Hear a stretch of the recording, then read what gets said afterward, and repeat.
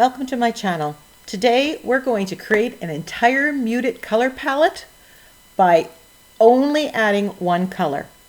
I love muted colors, but I don't want to go and buy a muted color for every color that I have in my palette.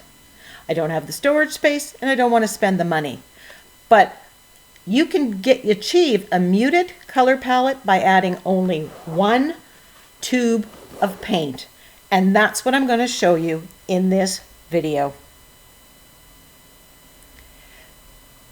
So I'm going to swatch out and mix my colors on this cardstock, the blank cardstocks. Now these I got from Michael's. They're very thin, and I do mixed media cards and they don't really stand up, but I can use them. And I like swatching colors using these card bases because they're just the perfect size. So I divided it up by 3 and I wrote down the names of all the colors that I have. I arranged them by color family, so blues with blues, reds with reds, and so forth. Now to do this, you're going to need some baby wipes or a wet cloth because you're going to want to keep cleaning your fingers. And you're going to need a tube of neutral gray value 5. Now this is from Liquitex Basics. And we're going to mix that one color with all the colors to achieve the muted colors. So I'm swatching out the straight out of the tube color to give you an example of what it looks like. And then I'm making another circle with the same color. This is cobalt blue, and I'm adding the gray wet into wet and mixing it up. And instantly you can see how it mutes that color.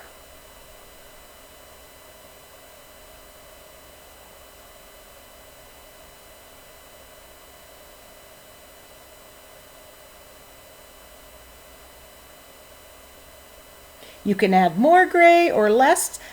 I'm typically mixing enough gray or mixing the colors till I get a color that I like. Now this is light blue permanent, and there will be a close-up of the completed swatches at the end if you really want to go and check. And again, I'm mixing in the gray. Now you're going to want to swatch out your colors. If you have a different brand of paint, your results will vary slightly. And you want to have the swatches that represent the colors and the paints that you have.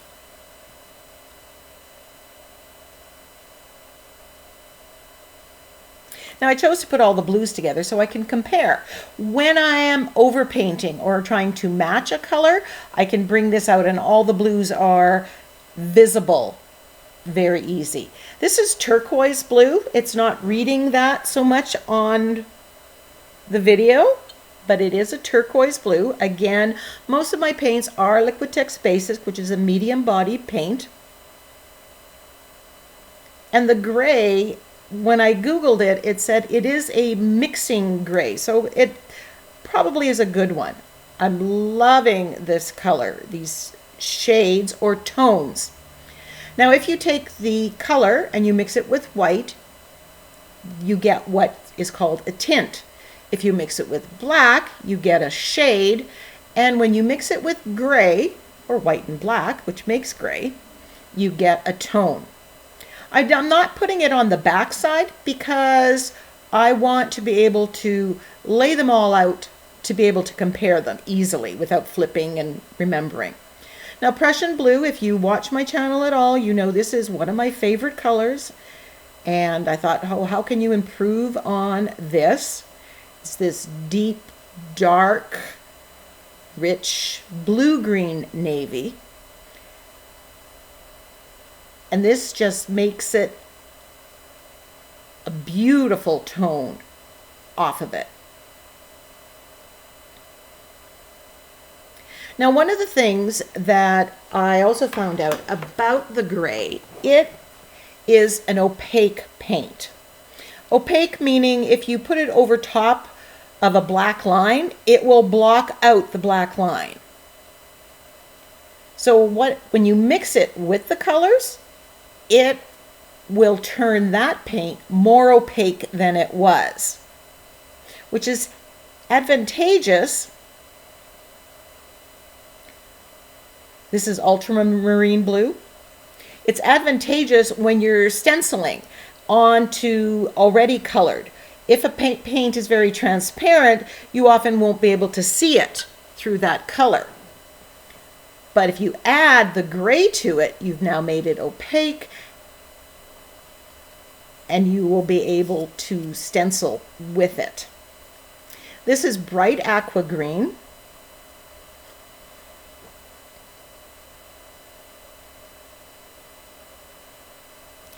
Now, don't second guess yourself and say, oh, well, this one's not going to make a color. Swatch and mix all of them. You're going to be in for some surprises. Like this one. I love this muted tone that I achieved with the bright aqua green and the gray. And there are the blues and greens.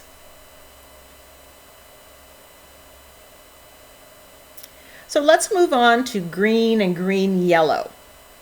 I've lined up the colors at top according to the order that I put them in. That just streamlines it and makes it easier. This is one of my favorite greens, Hooker's Green, and it's fairly translucent. But watch what happens when we add the gray.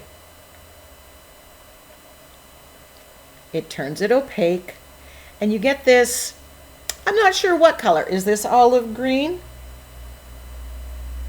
But it's a lovely shade. And if you're painting flowers, you want to have many shades or tones or tints of that color. Light green. I also find when you mix colors, the color is richer, deeper, and more interesting on your pages than if you just use it straight out of the tube.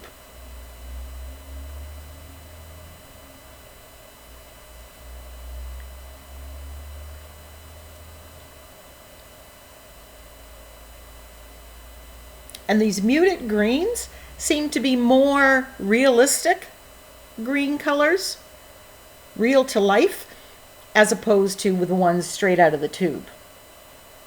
Here was another surprise, this green yellow.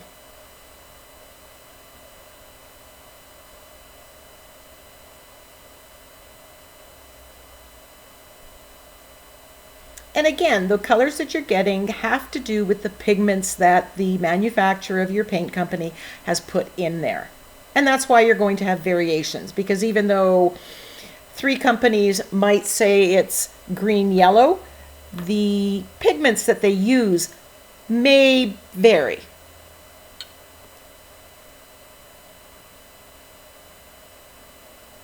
This is phthalo green, and this is always a very shocking green. I rarely use this as is because it's just not a natural green. But mixing it with the gray, I get a tone again that I love. So if you've got tubes of paint that you're finding you're not using for whatever reason, mixing in a little bit of gray may just help you utilize that paint.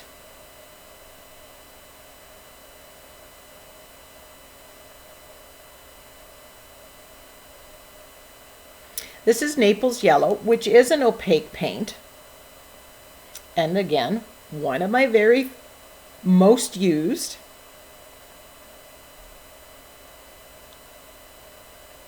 Now the color that's achieved here, it's okay. It may not be a color that I would mix and use.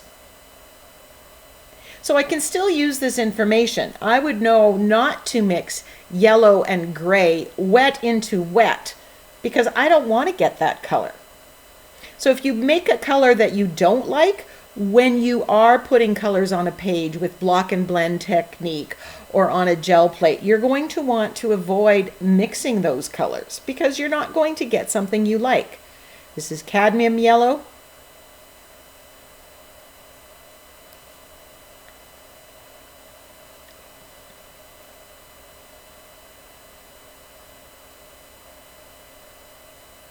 And there we have the greens and yellows.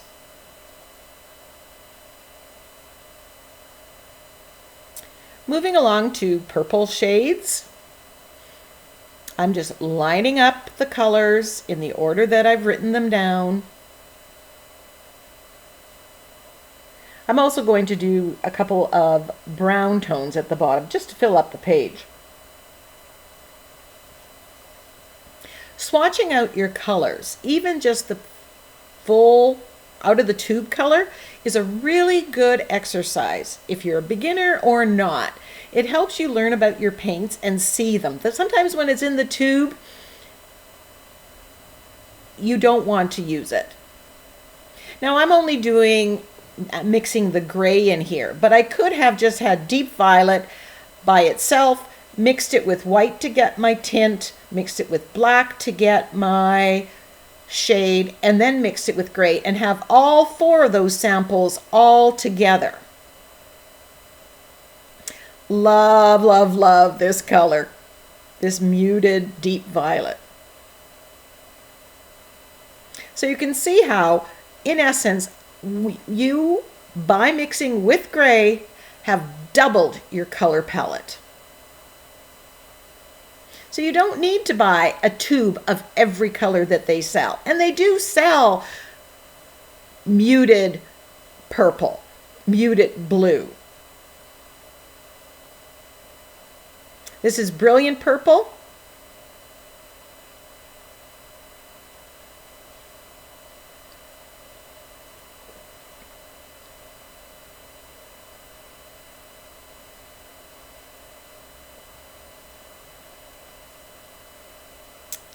It's giving,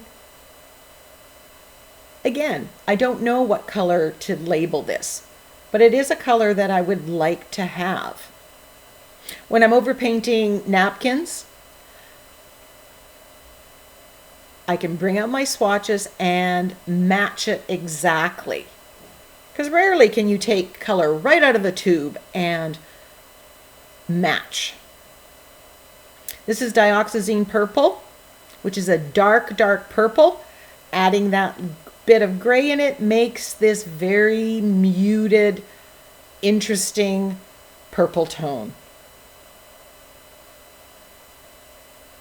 So if I was using this on an art journal page, I would pull up my swatches, find the color that I want, and mix a little bit on the side in the palette. This is light blue violet.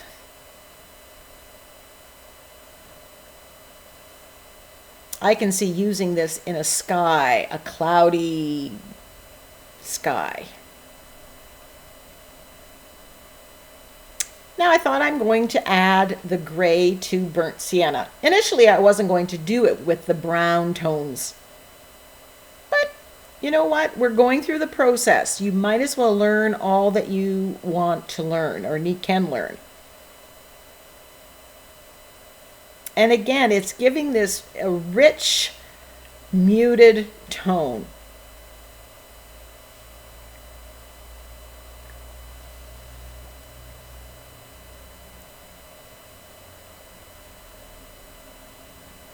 This is Burnt Umber.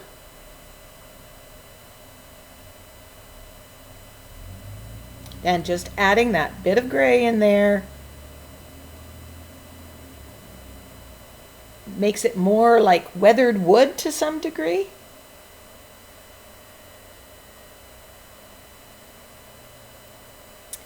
And now we're moving to the pinks and reds. This is Quinacridone Magenta.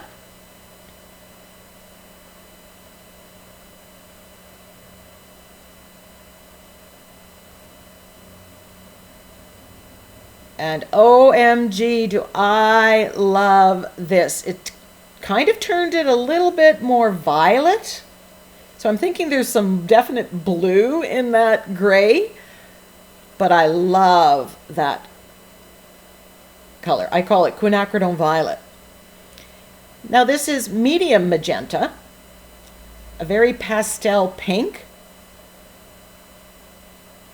And again, it's a shade of purple or violet. Many of these colors, these muted colors that I have, I can see myself using. This is alizarin crimson. I struggle with reds. I never can find a deep red or a burgundy. And I did find that if you use alizarin crimson and add black, you often get closer to that burgundy. But look at this lovely tone. So yeah, I can see how just adding, if it was adding black instead of gray, it would just make it that much richer. It would match the burgundy of my nail polish there. It's like a Merlot color. Cadmium red.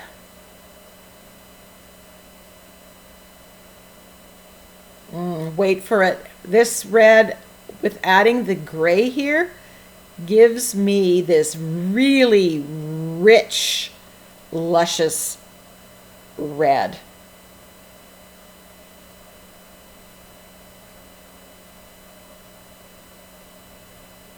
Cadmium orange.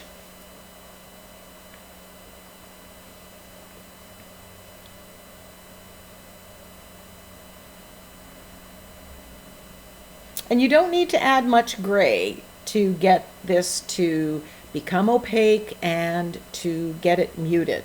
And this made a brown of sorts. So I can add it to my collection of browns. Then I decided I had one space left, so I'm going to do it with unbleached titanium. And I've actually mixed this on art journal pages. And it gives a kind of a grayish color, which makes sense because it's beige and gray.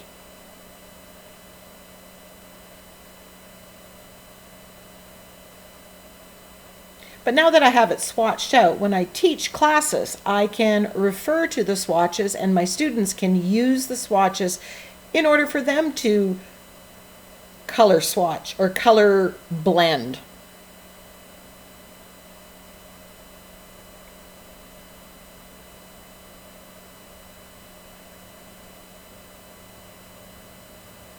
So here are the finished swatched colors, the original colors out of the tube and the muted palette. And I do have a picture at the end. There's the purples and browns.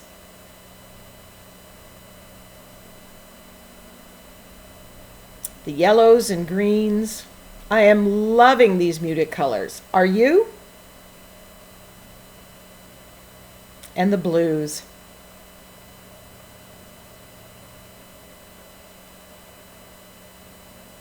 So, one tube of paint, neutral gray, value 5, and you've doubled your color palette.